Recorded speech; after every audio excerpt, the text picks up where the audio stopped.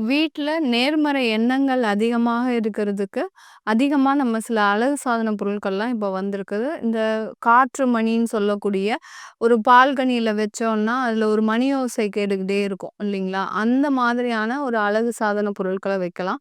அது தவிர நம்மளுக்கு நேர்மறை எண்ணங்கள் அதிகமா இருக்கணும், ஒரு பாசிட்டிவ் எனர்ஜியா இருக்கணும் அப்படின்ற பட்சத்துல, பூஜை அறையில எப்போதுமே ஒரு தெய்வ பாடல்கள் ரொம்ப மைல்டான சத்தத்தோட உங்களுக்கு வேற யாருக்குமே அதனால டிஸ்டர்பன்ஸ் இருக்கவே கூடாது. அது ஒரு மைல்டான சத்தத்தோட அந்த பூஜை அறையில ஒரு தெய்வ பாடல்கள் ஒலிச்சுக்கிட்டே இருக்கலாம்.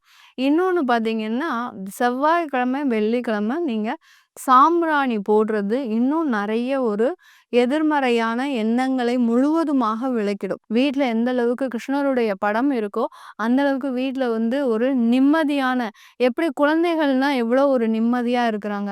அந்த மாதிரியான ஒரு மனநிலை நமக்கும் வரும். அதனால எல்லாருமே அந்த கிருஷ்ணர் படத்த அந்த பாசிட்டிவ் எனர்ஜிக்கு வச்சுக்கிறது மிகப்பெரிய அளவுக்கு ஒரு நன்மையை குடுக்கும்.